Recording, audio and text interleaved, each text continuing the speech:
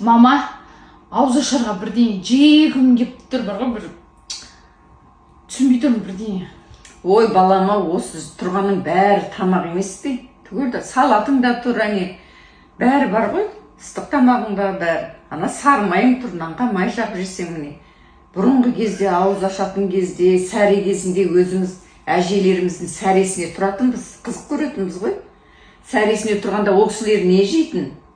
Құр талқан, бидайдан талқан жасайды. Иә, талқан, бидайды қуырады да, содан талқан жасап, қаймақпенен ол кезде екінің бірі сиыр сауып, сармай, болды, басқа ештеме жоқ. Иә, құр осы талқанменен қаймақ, май болды, нан. Басқа ештемеге дайындалмайтын ол кісілер. Иә, дұрыс айтасыз, мен өзіме де есіме түсіп кетті, оқушы кезімде нанға рама еді? Рама ол кезде, иә. Раманы жейтін андай сары ыдыста болушы ғой. Оның өзі қолы жеткен, ақшаң болса жейтінсің ол раманы. Есімде одан басқа ештеңе болмайтын арасында. Болмайтын сол.